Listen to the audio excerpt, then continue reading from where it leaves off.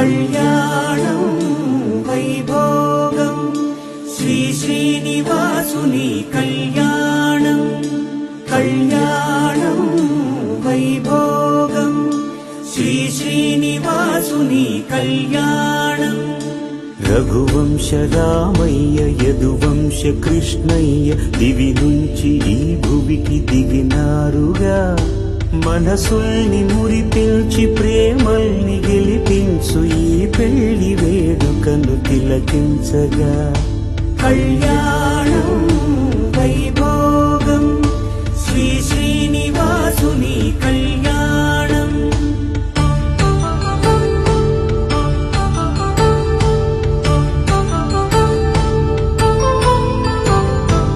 అయిన వాళ్లను మించి ఐశ్వర్యముందా అనుబంధమును నిల్చి సిరి సంపదుందా అటువంటి ధనరాశి ఇంటి సహవాసి ప్రతి మనసులో కొలువు తీరిందిగా ఆకాశరాజునకు అనురాగ సిరి విలువాడు గడువునా కొలిచి చూపిందిగా కళ్యాణం వైభోగం శ్రీ శ్రీనివాసుని కళ్యాణం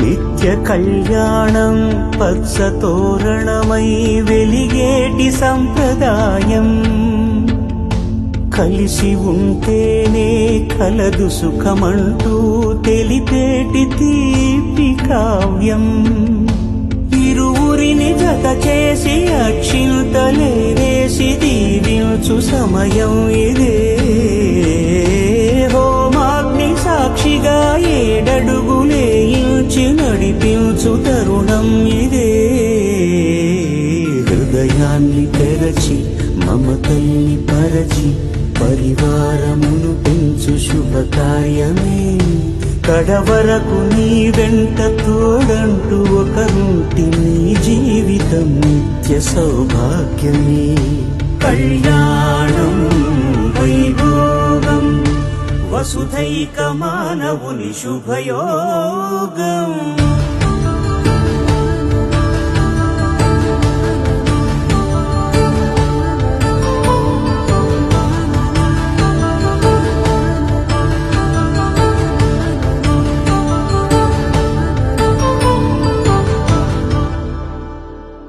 విన్నపాలు వినవలే వింత వింతలు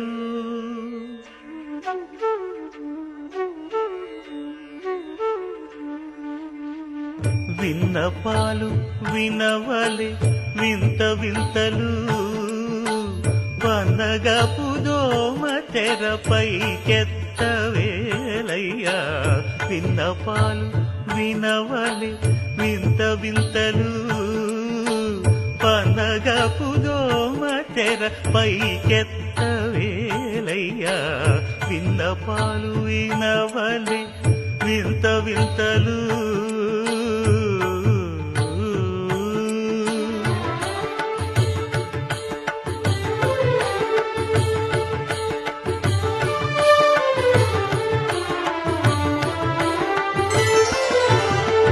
కంటి శుక్రవారము గడియలేడింట కంటి అలమేడు మంగ వెంకటాద్రి సమస్థానం బ్రహ్మాండే నాస్తి కించన వెంకటేశ సమోదేవో నభూతో నభవిష్యతి. జై శ్రీమన్నారాయణ. మనం ఈరోజు పెదరేవెల్లి గ్రామంలో శ్రీనివాస కళ్యాణం చేసుకుంటున్నాం.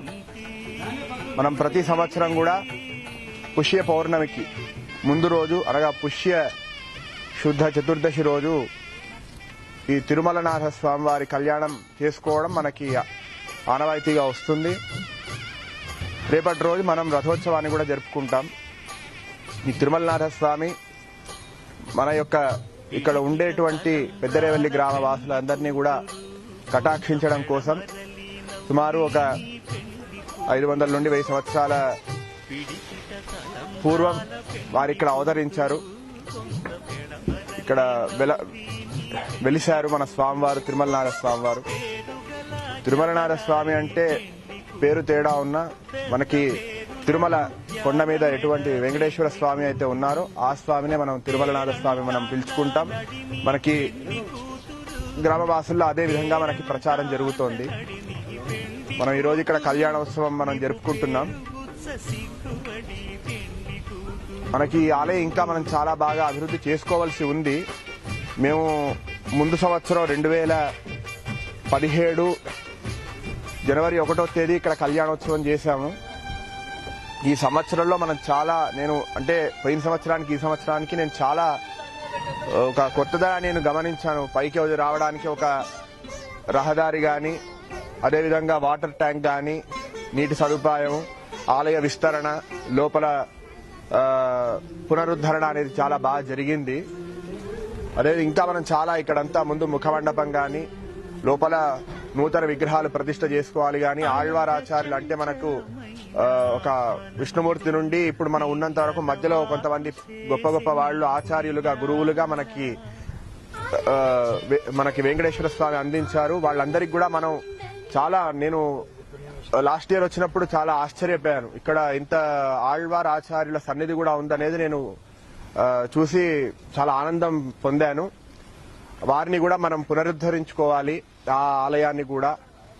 ఇలా ఇంకా చాలా ఇక్కడ చేయాల్సినటువంటి ఒక పుష్కరిణి గాని, తర్వాత ఇక్కడంతా కూడా ఉండడానికి మనకి వసతి సదుపాయం గాని, స్వామివారికి రోజు ప్రసాద నివేదన కోసం ఒక వంటశాల, ఇట్లాంటివన్నీ కూడా మనం మెల్లమెల్లగా మనం జరుపుకుంటాం. స్వామివారి అనుగ్రహంతో నాకు నమ్మకం ఉంది.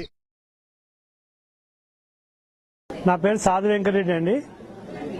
మరి నేను ఈ గుడి విషయంలో 2 సంవత్సరాల సంది బాగా శ్రద్ధ తీసుకొని పోయిన సంవత్సరం అంతా శిథిలావతారం చేస్తే సివిల్ వర్క్స్ అంతా చేయించాను. ఈ సంవత్సరం మొత్తం సివిల్ వర్క్ చేసి టైల్స్ అవన్నీ చేశాను. మూల విగ్రహాలన్నీ తిరుపతిలో ఆర్డర్ ఇచ్చాను. మన ఇవి ఉత్సవ విగ్రహాలు కూడా పోయిన సంవత్సరం కొనుక రావడం జరిగింది సొంత డబ్బులతో. లేదు కళ్యాణ మండపం కట్టియాలే, వచ్చిన భక్తులకు కొన్ని సత్రాలు అవన్నీ కొన్ని చేసేది ఉంది. జాతర అంటే ఫస్ట్ డే కళ్యాణం ఉంటుందండి. ఫస్ట్ డే, సెకండ్ డే రథోత్సవం ఉంటుంది. ఆ రథోత్సవం నైట్ లో జరుగుతుంది. ఈ 3వ రోజు బండ్లు అంటారు.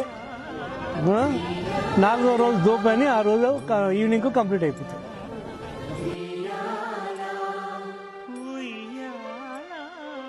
ఉయ్యాల